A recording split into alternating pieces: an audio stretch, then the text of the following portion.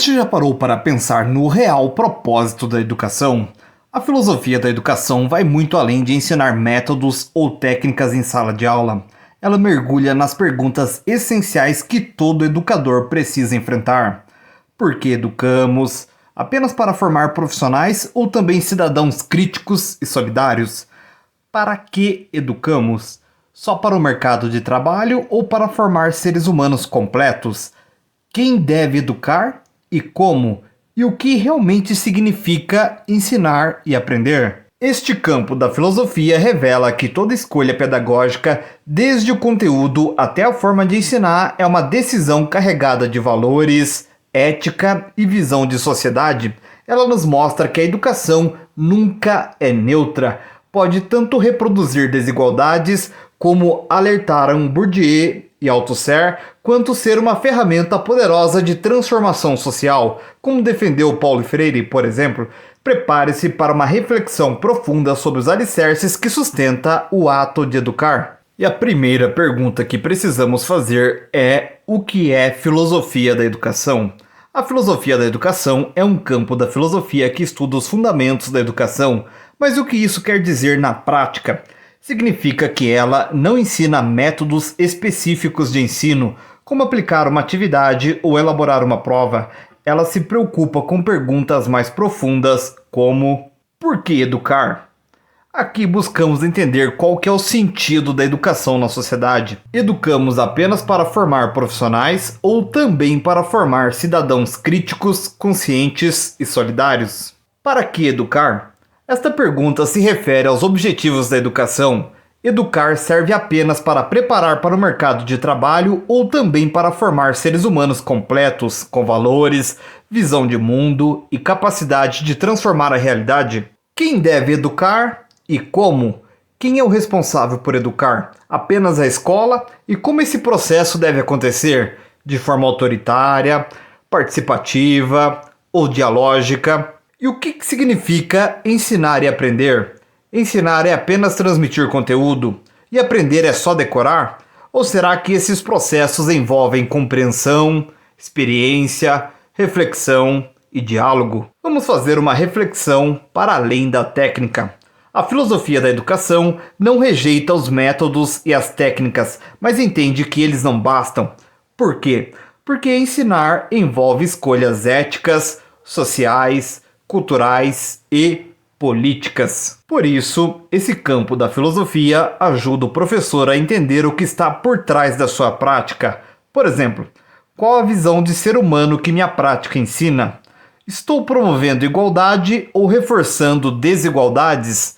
Estou formando alunos passivos ou alunos protagonistas? Por exemplo, quando uma escola decide incluir temas como racismo, violência de gênero ou sustentabilidade em seu projeto pedagógico, ela está fazendo uma escolha filosófica sobre quais valores devem ser formados nos alunos. Explicando, a escola poderia só ensinar matemática, português e ciências sem tocar nesses temas, mas quando escolhe trabalhar também com questões sociais e éticas, ela está dizendo que a educação vai além dos conteúdos, está defendendo, ainda que implicitamente, que o papel da escola é também formar cidadãos conscientes, capazes de viver em sociedade, com respeito e justiça. Isso mostra que toda decisão pedagógica é também uma decisão filosófica, pois está ligada a valores, visões de mundo e projetos de sociedade. Vamos falar então um pouco agora sobre a relação que existe entre a educação e a sociedade.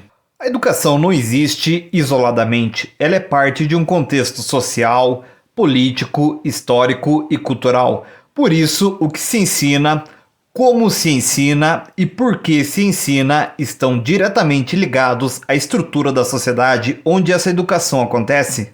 Esse é um ponto central em autores como Karl Marx, Louis Althusser, Pierre Bourdieu, Paulo Freire e Antônio Gramsci, que mostram como a educação pode tanto reforçar as estruturas sociais existentes, quanto ser uma ferramenta de transformação social. Vamos pensar então um pouco agora sobre a educação como reprodução social. Essa ideia aparece em autores marxistas como Althusser, que define a escola como um dos aparelhos ideológicos do Estado. Segundo ele, a função da escola muitas vezes é reproduzir as ideologias dominantes, ou seja, manter os valores, normas e crenças da classe dominante como se fossem naturais e universais. Isso significa que a escola pode reforçar desigualdades ao selecionar, classificar e excluir alunos de forma sutil, ao ensinar que o sucesso depende apenas do mérito individual, sem considerar desigualdades sociais de origem. A escola pode mascarar injustiças estruturais. Pierre Bourdieu também reforça essa ideia, dizendo que a escola valoriza o capital cultural da classe média e alta e quem vem de outras realidades, como alunos pobres ou periféricos, encontra dificuldade para se adaptar. E qual que é o resultado desse processo? Os desiguais são tratados como iguais e a escola cobra o mesmo de todos, mesmo sabendo que nem todos partem do mesmo ponto. Temos também o inverso disso, que é a educação como transformação social. Por outro lado, a educação ela pode ser libertadora, como propõe Paulo Freire, que defende a educação como um ato político capaz de promover a consciência crítica dos alunos sobre sua realidade. Para Freire, ensinar não é transferir conhecimento, mas criar condições para que o aluno reflita sobre o mundo e atue nele com responsabilidade e autonomia. A educação deve problematizar a realidade, convidando o aluno a se ver como sujeito histórico e transformador. Gramsci também traz essa perspectiva ao falar da escola como um espaço de disputa.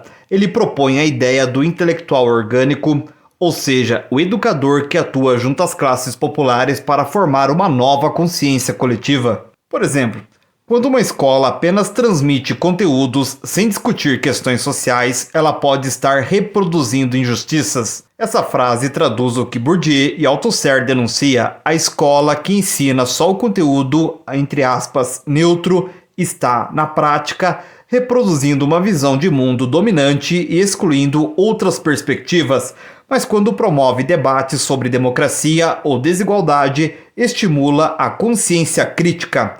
Aqui entra a proposta de Paulo Freire, a escola crítica e democrática, quando a escola cria espaço para debates sobre racismo, desigualdade, democracia. Ela ensina o aluno a pensar com autonomia, a se posicionar no mundo e a agir para transformá-lo. Portanto, a relação entre educação e sociedade não é neutra. A escola sempre ocupa uma posição, ou colabora para manter o que está posto, ou ajuda a transformá-lo. A filosofia da educação ajuda o professor a entender essa relação e a fazer escolhas conscientes. A prática pedagógica é também uma prática política. Isso precisa ser compreendido para que o professor possa agir com intencionalidade, ética e responsabilidade social. Falemos agora então um pouco sobre a relação entre educação e conhecimento. A filosofia da educação não se preocupa apenas com os valores da educação, mas também com a natureza do conhecimento. O que é conhecer? Que saberes são considerados legítimos? Quem decide o que é válido ensinar? Essas perguntas são fundamentais porque revelam que ensinar não é um ato neutro. A escola faz escolhas, valoriza certos saberes e ignora outros, e isso tem implicações sociais, políticas e culturais. Primeiramente, o que é o conhecimento? O conhecimento é mais do que uma coleção de informações, ele é um processo de compreensão da realidade, uma forma de dar sentido ao mundo. Para o racionalismo, como em Descartes, o conhecimento vem da razão, da lógica, da mente. Para o empirismo, como em Locke, o conhecimento vem da experiência sensível. E para o pragmatismo, como em Dewey, o conhecer é agir sobre a realidade e resolver problemas concretos. Ou seja, diferentes correntes filosóficas explicam conhecimento de formas distintas, e a escola, ao adotar uma ou outra prática pedagógica, está se alinhando, conscientemente ou não, com uma dessas visões. Segunda pergunta importante: que saberes são valorizados na escola? A escola tradicional tende a privilegiar o saber científico, acadêmico e eurocêntrico. Isso se manifesta na organização do currículo, na valorização da norma culta da língua, na separação entre disciplinas e na exclusão de conhecimentos oriundos da cultura popular, da oralidade e da vivência comunitária. Pierre Bourdieu chama isso de violência simbólica, quando a escola impõe um tipo de saber como único válido, desvalorizando o capital cultural de grande parte dos alunos, principalmente os das classes populares. Exemplo prático: um aluno ribeirinho que conhece técnicas de pesca artesanal e lida com o rio desde pequeno raramente vê esse saber reconhecido em aula de ciências. Já um aluno que aprendeu inglês no intercâmbio tem seu saber valorizado imediatamente. Terceira pergunta importantíssima: como ocorre o processo de aprendizagem? A forma como entendemos o conhecimento influencia a visão de aprendizagem. A escola tradicional, baseada na lógica da instrução direta, muitas vezes trata o aluno como alguém que não sabe e que precisa receber o saber pronto do professor. Essa visão foi criticada por Paulo Freire, que a chamou de educação bancária. Nessa metáfora, o aluno é como uma conta vazia onde o professor deposita informações. Não há diálogo, não há construção conjunta, não há valorização das experiências do aluno. Freire propõe, em contrapartida, a educação dialógica, em que professor e aluno aprendem juntos. O professor não é apenas transmissor de conhecimento, mas também aprende com os alunos em um processo de troca, escuta e construção de sentidos. Vamos a um exemplo. A escola tradicional valoriza conteúdo científico e desconsidera o saber popular. Já uma escola mais crítica integra cultura local, histórias de vida e experiências pessoais no ensino. Isso mostra o contraste entre dois modelos. O primeiro reforça a ideia de que só o conhecimento acadêmico é válido. O segundo reconhece que a aprendizagem é mais rica quando parte das vivências dos alunos, pois essas experiências são carregadas de significados. Exemplo prático de aplicação: um professor de geografia que, ao ensinar sobre biomas, pede aos alunos que relatem como suas famílias utilizam plantas do cerrado ou da floresta para alimentação ou remédios, está valorizando o saber local e ampliando o repertório dos alunos. Conclusão: o modo como a escola trata o conhecimento revela sua visão de mundo e seu projeto pedagógico. Valorizar apenas o saber acadêmico e ignorar o saber popular reproduz desigualdades e exclui vozes. Já integrar diferentes formas de conhecimento, inclusive as experiências de vida dos alunos, constrói uma educação mais justa, crítica e significativa. Essa abordagem é essencial para o professor que busca promover inclusão, engajamento e sentido real à aprendizagem. Vamos falar um pouco agora sobre formação ética e moral. A formação ética e moral é uma das dimensões fundamentais da educação. Não basta ensinar conteúdos, é necessário formar cidadãos conscientes, capazes de agir com responsabilidade, respeito e senso de justiça. Educação como formação do caráter. Desde a antiguidade, filósofos como Platão e Aristóteles já viam a educação como um caminho para a virtude. Para Aristóteles, por exemplo, o bom cidadão é aquele que desenvolve hábitos morais por meio da prática constante do bem. Na prática, quando a escola cria regras de convivência com participação dos alunos, está ensinando que a ética nasce do respeito mútuo, da escuta e do diálogo, não apenas da obediência a normas impostas. Valores que a escola deve cultivar: respeito, ouvir o outro, aceitar diferenças, não ofender, empatia, tentar entender o que o outro sente, solidariedade, agir para ajudar quem precisa, justiça, tratar todos com equidade, responsabilidade, assumir consequências pelos próprios atos. Exemplo: projetos de mediação de conflitos, assembleias escolares, debates sobre dilemas morais, como por exemplo, é certo colar na prova se todos fazem isso? Essas são estratégias eficazes para desenvolver esses valores. A perspectiva de Kant.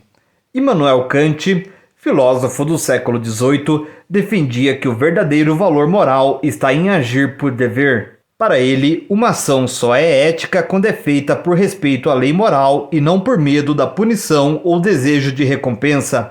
Assim, a escola tem o papel de formar autonomia moral, isto é, indivíduos que saibam tomar decisões éticas mesmo quando não há supervisão. Na escola, isso se traduz, por exemplo, em confiar aos alunos responsabilidades reais, como cuidar do espaço escolar ou organizar eventos, incentivando que façam o certo porque compreendem o valor da ação, não apenas por imposição. Contribuição de Paulo Freire. Freire também abordava a formação ética ao falar da educação libertadora. Para ele, educar é um ato político e ético. Não há neutralidade, ou se educa para manter o mundo como está ou para transformá-lo. Por isso, a ética deve estar presente na prática pedagógica, respeitando a dignidade do aluno e sua capacidade de pensar criticamente. Aplicação. Quando o professor não humilha um aluno por um erro, mas o ajuda a compreender e refletir, está agindo com ética e formando, ao mesmo tempo, um sujeito ético. Resumo. A educação ética vai além da transmissão de normas, ela forma o caráter, constrói a consciência moral e prepara o aluno para ser um sujeito responsável, justo e empático, com base em pensadores como Aristóteles, Kant e Paulo Freire. Vemos que a formação ética é inseparável de uma educação verdadeiramente transformadora. Vamos focar agora então no papel do professor. O professor não é apenas transmissor de conteúdo, mas muito além disso. Primeiro, professor como mediador do conhecimento. O conceito de mediação do conhecimento é central na pedagogia contemporânea. O professor não é uma fonte passiva que simplesmente entrega informações, mas um agente ativo que organiza e traduz saberes complexos para a realidade do aluno. Essa mediação é fundamentada na teoria sociocultural de Lev Vygotsky, que destaca a importância do ambiente social e da interação no processo de aprendizagem.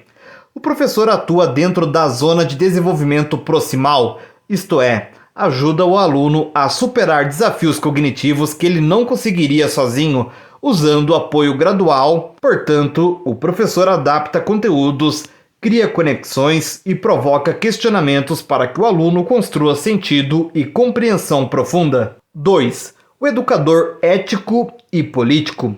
Paulo Freire, um dos maiores educadores críticos, ressaltava que a educação não pode ser neutra. O professor está inserido num contexto social, histórico e político, e sua prática educativa é uma ação política no sentido de promover conscientização. Ele tem a missão de formar cidadãos que compreendam as desigualdades sociais e estejam aptos a atuar criticamente sobre elas. Isso implica discutir temas como direitos humanos, ética, justiça, diversidade cultural e participação social. O professor deve assumir uma postura ética, respeitando a pluralidade de ideias e promover o diálogo e a inclusão, contribuindo para a transformação social. 3. Desenvolvimento do pensamento crítico. O pensamento crítico envolve a capacidade de analisar, questionar e refletir sobre informações e situações. Ela é uma habilidade cognitiva e social essencial para a vida em sociedade, especialmente diante da quantidade e diversidade de informações atuais.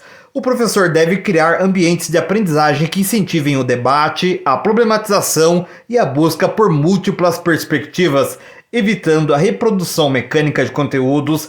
O desenvolvimento do pensamento crítico está ligado à pedagogia problematizadora e às práticas dialógicas que estimulam o aluno a ser agente ativo do conhecimento, tomando decisões fundamentadas e éticas. 4.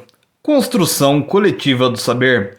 Ao invés do modelo tradicional, onde o professor impõe um conteúdo, Paulo Freire defende a construção conjunta do conhecimento, baseada no diálogo e na valorização da experiência do aluno. O aprendizado significativo ocorre quando os conteúdos são relacionados ao cotidiano e aos interesses dos estudantes. Essa abordagem dialoga com a pedagogia construtivista do Piaget e a socioconstrutivista do Vygotsky, que entendem que o conhecimento é construído socialmente numa interação entre professor e aluno e contexto. 5. Formação integral e cidadã. O papel do professor vai além do cognitivo, envolvendo também o desenvolvimento emocional, ético e social dos alunos.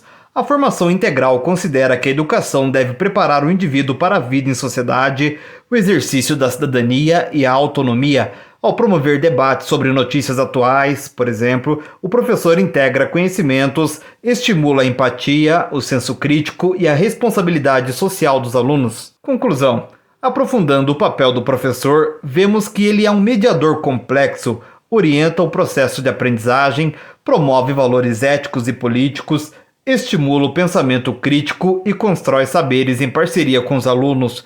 Sua atuação é fundamental para formar cidadãos conscientes, críticos e preparados para enfrentar os desafios sociais, culturais e éticos do mundo contemporâneo. Portanto, ser professor exige não só domínio do conteúdo, mas compromisso social, habilidades pedagógicas avançadas e sensibilidade para o contexto dos estudantes. Vamos falar um pouco agora sobre as principais correntes filosóficas.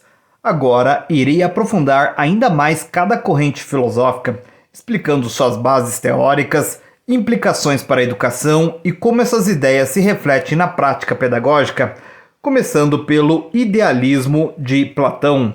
O idealismo, especialmente na obra de Platão, sustenta que a realidade verdadeira está no mundo das ideias, universais, imutáveis e perfeitas, enquanto o mundo material é apenas uma cópia imperfeita. A educação, para Platão, é a formação da alma que busca a verdade, a justiça e a virtude.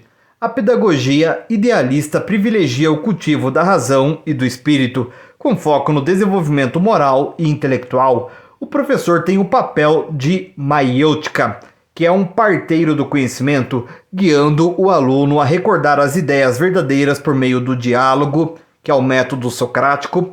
Na prática, isso se traduz em uma educação que valoriza o estudo dos clássicos, a reflexão filosófica e a disciplina ética. O idealismo influenciou escolas que dão importância à formação ética e espiritual, como instituições religiosas ou tradicionais. O realismo de Aristóteles. Aristóteles rompeu com Platão ao valorizar o conhecimento baseado na experiência sensível e na observação empírica. Para ele, a realidade é concreta e pode ser conhecida através do método científico, da lógica e da análise sistemática da natureza. Na educação, isso significa um ensino fundamentado em fatos, experimentos e no desenvolvimento do raciocínio lógico. O professor orienta o aluno na observação cuidadosa do mundo, incentivando a curiosidade e a investigação. Essa visão contribui para o surgimento da educação científica e técnica, onde a aprendizagem ativa e prática é valorizada. Exemplo prático são laboratórios de ciências, aulas de campo e experimentos que ampliam o conhecimento direto do aluno. O Iluminismo, de Kant e Rousseau. O Iluminismo, como Kant e Rousseau, valorizou a razão como instrumento de emancipação humana. Kant defendia que a educação deveria formar sujeitos autônomos, capazes de pensar criticamente e agir moralmente com base em princípios universais. Rousseau destacou o desenvolvimento natural da criança, defendendo uma educação que respeite seu ritmo e interesses, promovendo a liberdade e a autenticidade. Para os iluministas, a educação é o caminho para libertar o indivíduo da ignorância e da submissão, estimulando o uso da razão para questionar tradições e dogmas. Na prática, isso implica um ambiente escolar que promove a discussão, o debate e o estímulo à autonomia intelectual dos alunos, incentivando-os a formar suas próprias opiniões. Pragmatismo de John Dewey. John Dewey propôs uma pedagogia centrada na experiência e na prática social. Ele via o conhecimento como algo que emerge da interação do indivíduo com o meio, especialmente em situações reais de resolução de problemas. A educação para Dewey é um processo dinâmico, democrático e ativo, que deve preparar o aluno para a vida social e cidadã. O papel do professor é criar ambientes que promovam a investigação, o trabalho colaborativo e a reflexão crítica sobre a ação. Dewey defendia que o aprendizado deve ser significativo e conectado ao cotidiano, estimulando competências como pensamento crítico, criatividade e cooperação. Projetos interdisciplinares Trabalhos em grupo e aprendizagem baseada em problemas são exemplos dessa abordagem. Existencialismo, de Sartre e Merleau-Ponty. O existencialismo filosófico enfatiza a liberdade radical do indivíduo e a responsabilidade pelas próprias escolhas. Para Sartre e Merleau-Ponty, educar é ajudar o aluno a se tornar consciente dessa liberdade e a construir um sentido para sua existência, enfrentando angústias e incertezas da vida. A educação existencialista valoriza o diálogo autêntico, o reconhecimento da subjetividade do aluno e a promoção da autenticidade. O professor deve incentivar o aluno a refletir sobre suas decisões, sua identidade e seus valores, apoiando-o na construção de um projeto de vida pessoal e ético. Na prática, isso pode incluir debates filosóficos, atividades reflexivas sobre escolhas de vida e projetos que abordem o futuro e a autoimagem. Vamos falar um pouco agora então do marxismo, de Marx, Gramsci e Althusser. A visão marxista entende a educação como um campo de disputa social. Marx afirmava que a escola pode funcionar como um aparelho ideológico do Estado, reproduzindo as relações de poder e desigualdades sociais. Porém, Gramsci introduziu o conceito de hegemonia cultural, apontando que a educação também pode ser um espaço para a resistência e a construção de uma consciência crítica. Althusser aprofundou a ideia dos aparelhos ideológicos de Estado, mostrando como a escola molda as percepções e comportamentos dos sujeitos. Portanto, a educação marxista busca formar alunos conscientes das estruturas sociais, prontos para agir na transformação da realidade. Isso implica ensinar sobre a história das classes sociais, as lutas populares, os direitos humanos e as injustiças sociais. O professor assume um papel político, estimulando a reflexão crítica e o engajamento social. Vamos falar agora então da fenomenologia e hermenêutica de Gadamer. A fenomenologia propõe que o conhecimento é baseado na experiência vivida, enquanto a hermenêutica, segundo Gadamer, destaca o processo de interpretação constante que ocorre na compreensão humana. Na educação, isso significa que o aprendizado não é apenas transmissão de conteúdos, mas um processo dialógico entre professor e aluno, onde o significado é construído a partir das experiências, valores e contextos de cada um. Gadamer enfatiza a importância do diálogo, da abertura ao outro e da historicidade da compreensão. Entendemos o mundo e o conhecimento a partir do nosso horizonte de experiências, que se amplia no encontro com o outro. Assim, o professor deve valorizar as narrativas e vivências dos alunos, promovendo uma educação que respeite a diversidade cultural e as interpretações pessoais, fomentando a empatia e o pensamento crítico. Síntese final.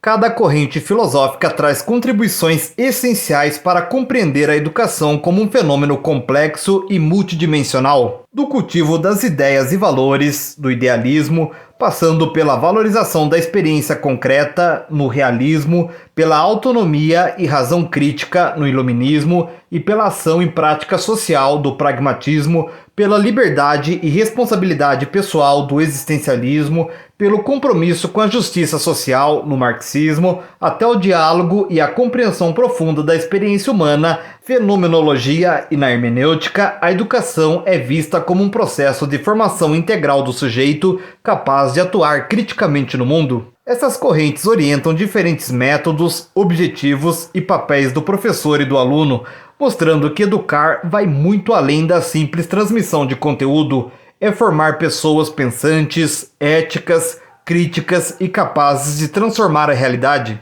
Vamos aprofundar um pouco mais então sobre cada um desses autores que são fundamentais. Agora vamos aprofundar sobre cada um desses autores da educação, explicando suas ideias centrais, o contexto histórico e suas contribuições para a prática pedagógica, começando, é claro, pelo Paulo Freire. Paulo Freire é, sem dúvida, um dos maiores educadores do século XX. Reconhecido mundialmente por sua abordagem crítica e libertadora da educação, ele rompeu com um modelo tradicional que chamou de educação bancária, em que um professor simplesmente deposita conhecimento no aluno, que é visto como um recipiente vazio. Para Freire, esse modelo é autoritário e desumanizador, pois nega a capacidade do aluno de pensar e participar ativamente da construção do saber. Sua proposta é a educação como prática da liberdade, um processo dialógico entre professor e aluno em que ambos aprendem e ensinam.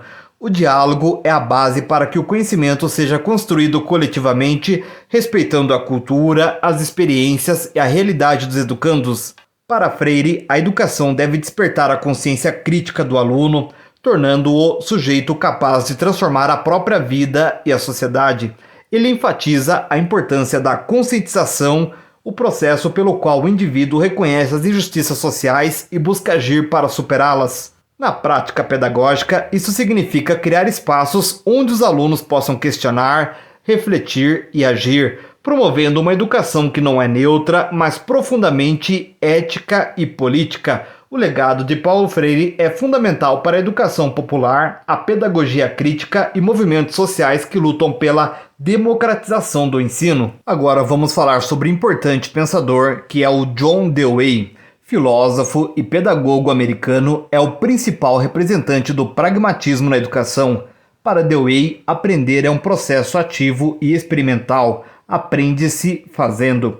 Ele criticava a rigidez das escolas tradicionais que separavam o aprendizado da vida real e defendia que a escola deve ser uma miniatura da sociedade democrática. Isso significa que a escola deve promover a participação ativa, a colaboração e a resolução de problemas reais, preparando o aluno para exercer sua cidadania de forma crítica e responsável. Dewey via o conhecimento como algo prático que deve ser aplicado no cotidiano e acreditava que a aprendizagem acontece melhor quando está conectada às experiências e interesses dos alunos. O professor, segundo Dewey, não é um mero transmissor, mas um facilitador que organiza experiências educativas significativas.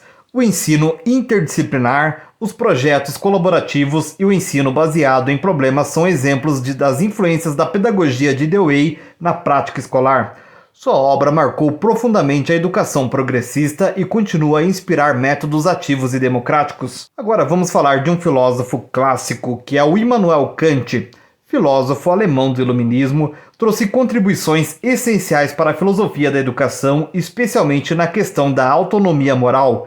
Para Kant, educar é formar um sujeito livre, capaz de agir por dever e não por medo, interesse ou conveniência. Essa ética do dever implica que a ação moral deve ser guiada pela razão e pelo respeito universal às leis morais, que ele chama de imperativo categórico. Na educação, isso significa formar cidadãos autônomos, conscientes de suas responsabilidades éticas e capazes de tomar decisões fundamentadas na razão. O professor tem o papel de estimular o desenvolvimento da razão prática, ajudando o aluno a distinguir o certo do errado, não por imposição, mas pela compreensão racional e pela internalização do dever moral. Essa visão kantiana valoriza a disciplina, o respeito pelas regras e a formação ética como base para a convivência social. Kant vê a educação como um processo gradual que deve liberar o indivíduo da heteronomia, que é a submissão às regras externas, para a autonomia, que é fundamental para o exercício da liberdade em sociedade. Outro pensador fundamental para a educação transformadora da realidade é Antonio Gramsci. Filósofo e político italiano, é um dos mais importantes teóricos marxistas do século XX. Ele introduziu o conceito de hegemonia cultural, que explica como o poder não se sustenta apenas pela força, mas também pelo consentimento das classes dominadas através da cultura, das ideias e da educação. Para Gramsci, a escola e os professores são espaços estratégicos na luta política e social. O professor deve ser um intelectual orgânico, ou seja, alguém que representa e atua junto às classes populares, articulando conhecimento e prática para fortalecer a consciência crítica e a organização social desses grupos. Sua concepção de educação vai além da simples transmissão de conteúdos, é uma disputa de hegemonia onde a escola pode tanto reproduzir as desigualdades quanto contribuir para sua superação. A educação deve formar sujeitos críticos e conscientes, capazes de transformar a realidade e combater a opressão. No contexto pedagógico, o pensamento de Gramsci reforça a importância da educação política, da valorização da cultura popular e do engajamento do professor como agente de mudança social. E agora vamos falar de uma importante personagem feminina, que é a Hannah Arendt. Filósofa política alemã, abordou a educação sob a perspectiva da responsabilidade intergeracional e da preservação da cultura. Para Arendt, educar é apresentar o mundo às novas gerações, ou seja, transmitir a herança cultural, histórica e política que permite aos jovens se situarem no mundo e nele atuarem com liberdade e responsabilidade. Ela destaca que os adultos têm o papel de manter viva a cultura e a democracia, garantindo que os valores e conhecimentos necessários para a convivência social sejam passados adiante. A educação, para Arendt, é um ato de esperança e confiança na capacidade dos jovens de renovar a sociedade. Essa visão enfatiza a importância do ensino da história, da política e da cultura como fundamentos para a formação de cidadãos capazes de participar ativamente da vida pública, preservando e reinventando a democracia. Algumas considerações finais. Esses autores fundamentais apresentam diferentes dimensões e desafios da educação. Todos são essenciais para compreender seu papel social e político. Paulo Freire nos ensina a importância do diálogo e da libertação. Dewey destaca a aprendizagem ativa e democrática. Kant nos lembra da importância da autonomia moral. Gramsci alerta para a dimensão política e de hegemonia da escola, e Hannah Arendt reforça o compromisso com a cultura e a democracia. Juntos, eles compõem um quadro rico e complexo que orienta as práticas educativas comprometidas com a formação integral do indivíduo e a transformação social, mostrando que educar é, acima de tudo, um ato profundamente humano, ético e político. E para enriquecer ainda mais essa reflexão, aprofundaremos dimensões complementares que são cruciais, a começar pela dimensão histórica. Respostas em movimento. A filosofia da educação não é estática. Suas respostas às perguntas fundamentais evoluem com o tempo e o contexto. Na Grécia Antiga, Sócrates, Platão, Aristóteles, a educação, ou seja, a paideia, visava a formação do cidadão virtuoso e racional para a polis. Por quê? Para alcançar a excelência humana e a harmonia social. Para quê? Formar governantes, filósofos ou cidadãos capazes da vida contemplativa e prática, como Aristóteles. E como? Com o diálogo, que é a maiêutica socrática, com a ginástica, com a música, com a filosofia e com a observação da natureza. Durante a Idade Média, Santo Agostinho, São Tomás de Aquino, a educação era centrada em Deus e na salvação da alma. Por quê? Para conhecer a Deus e alcançar a vida eterna. Para quê?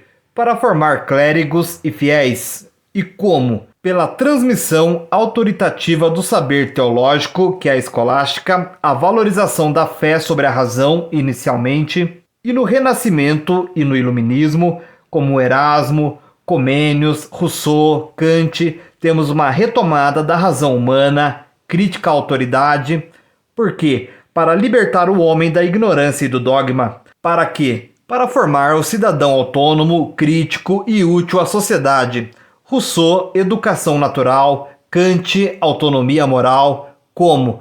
Pela valorização da experiência sensível, pelos métodos mais ativos e pela ênfase na razão crítica. E nos séculos 19 e 20, com a industrialização, Durkheim e Dewey, a educação assume um papel de socialização massiva e preparação para o trabalho. Por quê? Para manter a coesão social e fornecer mão de obra qualificada. Para quê? Para formar cidadãos conformistas e trabalhadores eficientes, visão reprodutivista, ou indivíduos democráticos e solucionadores de problemas, como Dewey, como a escola pública massificada, currículo padronizado, métodos mais diretivos versus métodos ativos progressistas. E na contemporaneidade, séculos 20 e 21, temos pensadores como Freire, que são pensadores críticos, que buscam a transformação, a diversidade e a subjetividade. Por quê? Para promover justiça social, emancipação e reconhecimento das diferenças. Para quê? para formar sujeitos críticos, autônomos, éticos e agentes de transformação. E como que isso é feito? Pela pedagogia dialógica, problematizadora, inclusiva, pela valorização de múltiplos saberes e pelo uso crítico da tecnologia. Alguns desafios contemporâneos. A filosofia diante do agora. A filosofia da educação é desafiada a refletir sobre questões prementes. E a primeira delas que temos que falar é a tecnologia e a IA na aprendizagem. A filosofia questiona qual o lugar do humano, como evitar a desumanização e a vigilância, como usar a inteligência artificial para personalizar sem fragmentar, potencializar a criatividade sem substituir o pensamento crítico, qual ética guia o uso de dados e algoritmos, a tecnologia é ferramenta neutra ou carrega valores, reflexões sobre instrumentalização, privacidade, acesso desigual, novas formas de cognição, educação inclusiva. Temos também outro campo importantíssimo que é o da educação inclusiva, com deficiências e neurodiversidade, que vai além da integração física, questiona o que é normal, como desconstruir padrões excludentes, como valorizar diferentes formas de ser e estar e aprender, qual que é o conceito de justiça curricular, fundamenta-se em teorias como o modelo social da deficiência e o desenho universal para a aprendizagem. Temos também a crise de sentido e saúde mental, qual o propósito da escola no mundo de incertezas, como a pressão por desempenho e o esvaziamento de sentido impactam alunos e professores, como a escola pode ser um espaço de acolhimento, escuta e construção de projetos de vida significativos, promovendo o bem-estar integral. Temos também o problema da desinformação e das fake news, como formar o pensamento crítico e investigativo, qual que é o papel da escola na alfabetização midiática e digital, como ensinar a discernir fontes, identificar vieses e construir conhecimento confiável num mar de informação. Isso relaciona-se diretamente com a natureza do conhecimento e a formação ética. E temos também a interface com outras áreas do conhecimento, que são os diálogos necessários. A filosofia da educação não existe isolada, dialoga intensamente. A psicologia da aprendizagem com Vygotsky, Piaget, compreende como se aprende, Vygotsky faz a mediação social e Piaget estágios do desenvolvimento, construção ativa, oferecem bases para entender o processo cognitivo, fundamentando metodologias e questionando visões simplistas de transmissão. A filosofia questiona os pressupostos epistemológicos dessas teorias. A sociologia da educação, com Bernstein e Young, analisa como a escola reproduz ou transforma desigualdades sociais. Bernstein, códigos linguísticos, e Young, conhecimento poderoso, ajudam a entender como o currículo e as práticas podem incluir ou excluir. A filosofia fornece a base crítica para interpretar esses achados e propor alternativas ético-políticas. Temos a neurociências, que explica os mecanismos cerebrais de aprendizagem. A filosofia reflete sobre as implicações desses achados, como conciliar descobertas neurocientíficas com visões holísticas do ser humano, como evitar um reducionismo biológico, como usar esses conhecimentos para práticas mais eficazes e respeitosas. Temos também o direito à educação, que define a educação como direito humano fundamental. A filosofia fundamenta por que é um direito à autonomia, dignidade, cidadania e questiona as políticas públicas que o implementam ou violam. Qual que é o conceito de qualidade, como garantir equidade, qual o papel do Estado. E temos também crítica pós-colonial e decolonial, como descolonizando os saberes, pensadores como Grada Quilomba, de Portugal e Brasil, Boaventura de Sousa Santos, Portugal, e Catherine Walsh, Estados Unidos e Equador, oferece lentes cruciais, como por exemplo a crítica ao eurocentrismo, que denunciam como os currículos hegemônicos valorizam exclusivamente saberes, histórias e epistemologias europeias ocidentais, inviabilizando e inferiorizando outros conhecimentos. Temos também o epistemicídio, que é um conceito-chave que designa o assassinato de saberes tradicionais, indígenas, africanos, afrodiaspóricos, populares e periféricos perpetrados pela colonialidade do saber. Temos também a valorização de saberes marginalizados que defendem a incorporação ativa e equitativa desses saberes diversos no currículo, não como folclore, mas como formas válidas e poderosas de compreender o mundo. Assim como temos a desconstrução de hierarquias, que propõe uma educação que questiona as estruturas racistas, patriarcais e classistas embutidas no conhecimento escolar e nas relações de poder e buscam uma pedagogia decolonial que promova a interculturalidade crítica e a justiça cognitiva. Diálogo com Freire ampliam a pedagogia crítica ao incorporar as dimensões raciais, étnicas e coloniais da opressão. E por fim temos o papel da estética e da criatividade. A formação sensível, pensadores como Friedrich Schiller, no século XVIII, Maxine Greene, no século XX, e Herbert Reed, no século XX, destacam a formação integral. A educação não é só razão cognitiva, mas também sensibilidade afetiva, estética. A arte e a criatividade são fundamentais para o desenvolvimento humano pleno. Temos a experiência estética, que proporciona encontros transformadores, ampliando a percepção, a imaginação e a capacidade de se colocar no lugar do outro, que é a empatia, e Greene, que via a arte como o despertar para novas possibilidades de ver o mundo. Temos também o pensamento crítico e criativo. A arte estimula o questionamento, a interpretação de múltiplos significados, a solução não convencional de problemas e a expressão da subjetividade, que são habilidades essenciais para a cidadania crítica. E temos a resistência e esperança. Em contextos de opressão ou padronização, a criatividade artística pode ser espaço de expressão, resistência cultural e construção de utopias.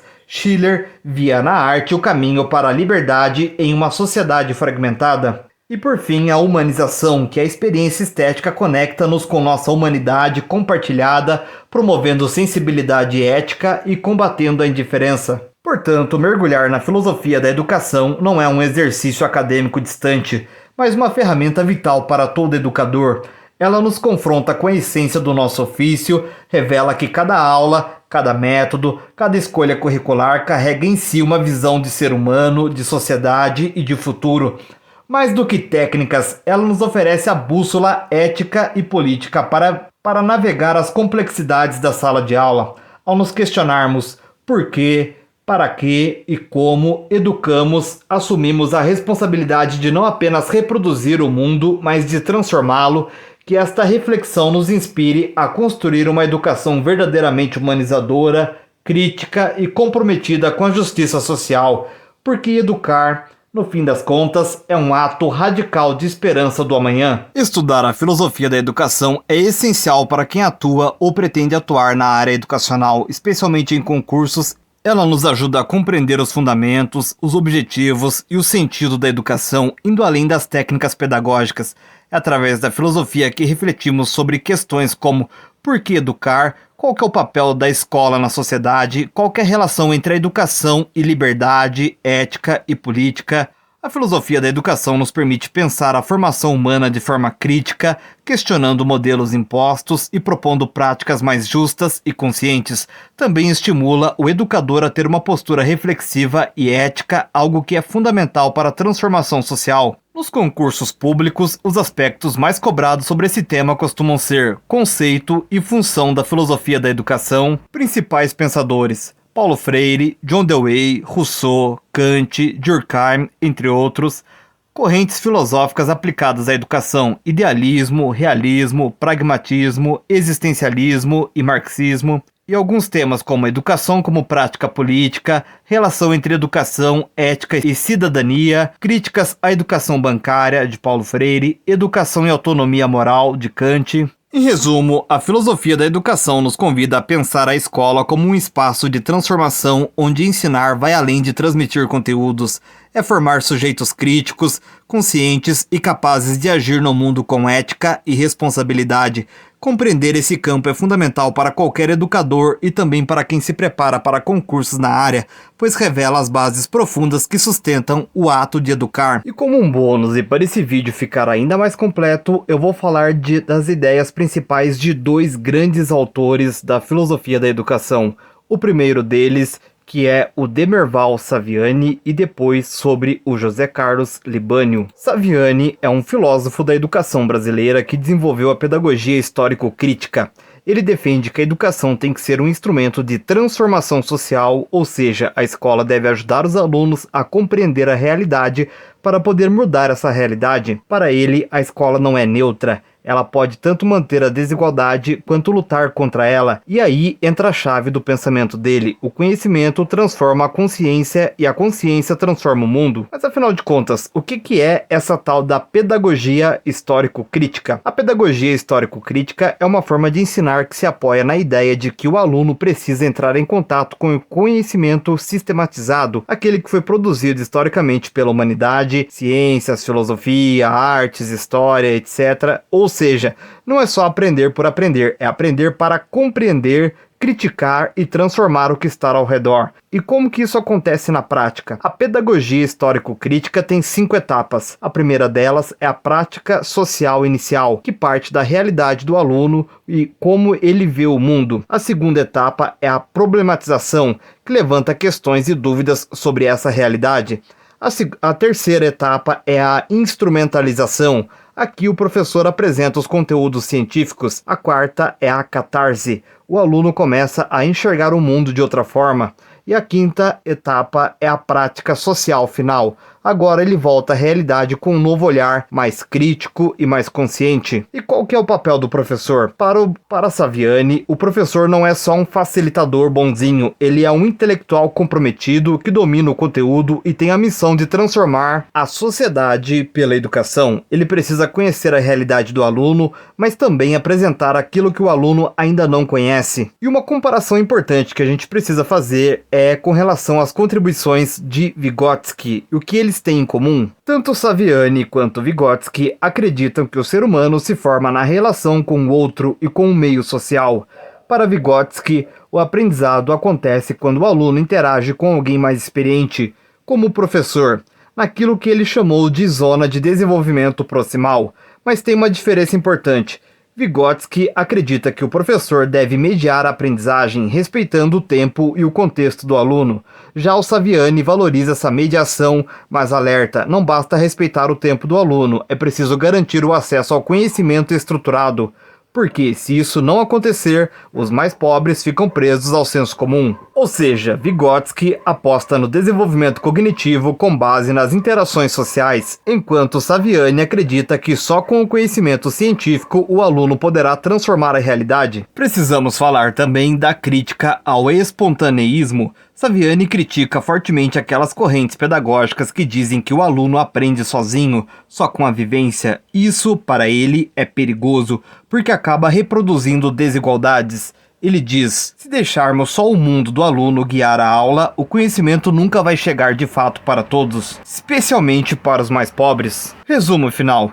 Demerval Saviani defende uma educação com base na realidade, mas que leve o aluno a ultrapassar os limites do seu cotidiano, entrando em contato com saberes científicos que o ajudarão a compreender e transformar o mundo. A pedagogia histórico-crítica é um projeto político-pedagógico que exige compromisso do professor e da escola com a formação crítica do estudante. Portanto, Demerval Saviani é um dos principais pensadores da educação no Brasil, reconhecido por desenvolver a pedagogia histórico-crítica que defende a educação como instrumento de transformação social. Para ele, a escola deve garantir o acesso dos alunos, especialmente os das classes mais populares, ao conhecimento científico e sistematizado, permitindo que compreendam criticamente a realidade para poder transformá-la. Saviani critica as pedagogias que priorizam apenas a espontaneidade dos alunos, pois acredita que isso pode reforçar desigualdades. Sua contribuição é fundamental para pensar uma educação pública, democrática e comprometida com a justiça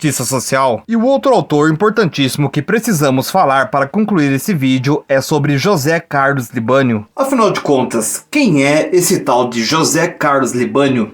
Libânio é pedagogo, professor e pesquisador, conhecido por suas contribuições para a didática crítica. Ele defende que o ensino deve ser planejado com intencionalidade, organização e compromisso social. Para ele, ensinar não é apenas transmitir conteúdos, mas formar sujeitos críticos, conscientes e atuantes na sociedade. Dentre as suas principais ideias, inclui-se a didática crítica. Libânio propõe uma didática voltada para a formação integral do aluno, unindo teoria e prática. Ele critica uma visão técnica da educação focada só em métodos e defende uma didática que leve em conta o contexto social, político e cultural dos estudantes. O papel do professor. O papel do professor é visto como um intelectual mediador com domínio do conteúdo, mas também com responsabilidade ética e política. Ele deve ensinar com clareza, mas também formar cidadãos capazes de pensar criticamente. A escola como espaço de mediação. A escola é um espaço de mediação entre o saber sistematizado e a vivência do aluno, ou seja, não basta ensinar conteúdos, é preciso dar sentido a eles, conectando com a realidade dos estudantes. Contra o espontaneísmo e o tecnicismo.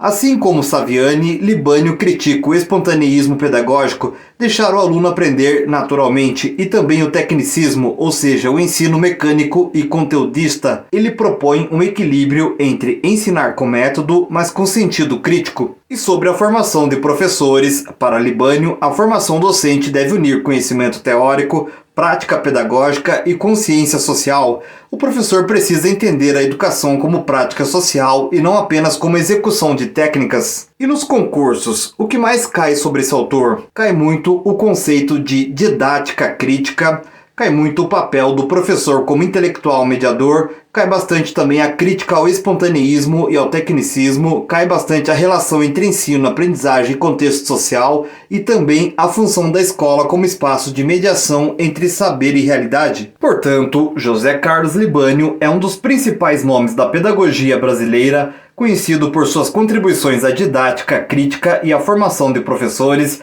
Ele defende que o ensino deve ser planejado com intencionalidade, articulando teoria, prática e compromisso social. Para Libânio, o professor é um intelectual mediador que não apenas transmite conteúdos, mas ajuda os alunos a compreenderem criticamente a realidade. Sua proposta valoriza tanto o domínio do conhecimento quanto a sensibilidade para o contexto dos estudantes, sendo fundamental para pensar uma escola democrática, reflexiva e socialmente comprometida. Um outro autor que também precisamos conhecer para fechar esse vídeo sobre filosofia da educação é Henri Vallon. Henri Vallon foi um psicólogo, médico e filósofo francês que viveu entre 1879 e 1962. Ele estudou profundamente o desenvolvimento infantil e propôs uma teoria que integra emoção, movimento e cognição, entendendo o ser humano como um ser completo em constante relação com o meio. Principais contribuições de Vallon para a educação. Desenvolvimento integral. Vallon acreditava que o ser humano não se desenvolve apenas no aspecto cognitivo, mas também emocional, motor e social. Por isso, a escola deve considerar todas essas dimensões, não apenas ensinar conteúdos, mas também acolher sentimentos e relações. Ou seja, educação não é só raciocínio, é emoção, corpo e convivência. E qual que é o papel da emoção no desenvolvimento?